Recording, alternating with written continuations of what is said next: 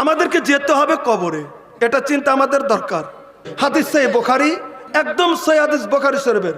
আল্লাহ রাসূল সাল্লাম ক্বাল আলী আসহাবিহি, আল্লাহর নবী একদিন সাহাবা কেরামকে বললেন, কথাটা খুব গুরুত্ব দিয়ে শুনবেন, মা বোনও শুনবেন, পুরুষ ভাইরাও শুনবেন। আল্লাহর নবী একজন সাহাবা কেরামকে ডাক দিয়ে বললেন, আয়া আজিজু আহাদুকুম আইয়াকরা বিসুলুসিল কোরআন ফিল লাইলা। এই সাহাবীরা, এই তোমাদের মধ্যে কেউ রাত্রে যখন বিছানায় শুয়ে যাবে তার আগে কোরআন শরীফের 3 ভাগের 1 ভাগ তেলাওয়াত করে শুয়ে যেতে পারবে? দেখেন নবীর প্রশ্ন, দেখেন বুখারীর হাদিস, কিন্তু ভাবেন না যে বানি এটা নিয়ে বলছে।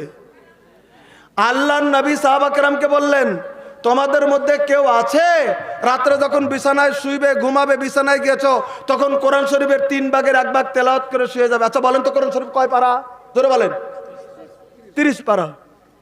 30 পারা কোরআন। তাহলে 30 পারা কোরআনের যদি 3 ভাগের 1 ভাগ হয়, কয় পারা হবে? 10 পারা। আচ্ছা বিছানার শোয়ার সময় 10 পারা কোরআন শরীফ পড়তে চাইলে মামুলি ব্যাপার? কথা খুব ভালো করে বুঝে নেবেন। এই প্রশ্ন যখন নবী সাল্লাল্লাহু আলাইহি ওয়াসাল্লাম করলেন, ফাসাক্কা যালিকা আলাইহিম, সাহাবীদের কাছে খুব কঠিন হয়ে গেল ব্যাপারটা। সাহাবীরা তো মসজিদে নববীতে বসে শুনছেন এশার নামাজের পরে, খুব কঠিন হয়ে গেছে সাহাবীদের কাছে। ফাসাক্কা আলাইহিম, বিরাট কঠিন হয়ে গেল জিনিসটা, একদম জুলুম হয়ে গেল সাহাবীদের জন্য। ওয়াকালু আইয়ুনা ইউতিকু যালিকা ইয়া রাসূলুল্লাহ, হুজুর এটা কার জন্য সম্ভব হবে? হুজুর এটা কে পারবে? এই এসে মাগরিবের নামাজ পড়েছি, আবার এশার নামাজ রাতে একটু ভারী করে পড়তেন, লম্বা করে পড়তেন, তারপর আবার বাড়িতে যেতে হবে, স্বামী স্ত্রী হক আছে, আরো কি আছে না আছে, শুইবে, ই করবে, তারপরে আবার ফেরা কোরআন শরীফের 3 ভাগের 1 ভাগ পড়ে শুইবে। হুজুর এটা কে পারবে? এটা কঠিন হয়ে যাবে হুজুর, এ কথা বলেন সাহাবাগণ। আল্লাহ নবী সাল্লাল্লাহু আলাইহি ওয়াসাল্লাম তখন বলেন, ফাকালা কুল হুয়াল্লাহু আহাদ আল্লাহুস সামাদ, সুলুসুল কোরআন, বুখারী। সাহাবীরা শোনো, কোরআন শরীফে 114টি সূরার ভিতরে একটা সূরা আছে, সূরার নাম কুলহুর সূরা। কুল হুয়াল্লাহু আহাদ আল্লাহুস সামাদ, দুটো আয়াত নবী সাল্লাল্লাহু আলাইহি ওয়াসাল্লাম পড়ে বললেন, এই যে সূরাটা আছে কুলহুর সূরা, কেউ যদি বিছানার শোয়ার সময় তেলাওয়াত করে, তাহলে কোরআন শরীফের 3 ভাগের 1 ভাগ তেলাওয়াত করার সমান নেকি আল্লাহ তার আমলনামায় দেবে। একবার জোরে সুবহানাল্লাহ কোন। আচ্ছা এবার বলেন তো, বিছানার শোয়ার সময় কুলহুর সূরাটা 3 বার পড়া যাবে কিনা? বিসমিল্লাহ সহ জোরে বলবেন, আর সত্যি করে বলবেন দিলে থেকে। আচ্ছা অন্তত সপ্তাহে একবার, নাহলে মাসে একবার, নাহলে বছরে একবার পড়তে পারবেন? দেখি কে ইচ্ছা করেন যে বছরে একবার পড়বো অন্তত? দেখি হাত তোলেন, দেখি আশা করেন। এই যে দেখেন আপনাদের হাত উঠছে না। কুলহুর সূরাটা বিসমিল্লাহ সহ 3 বার পড়বেন, বছরে একবার বলছি, মাসে বলিনি।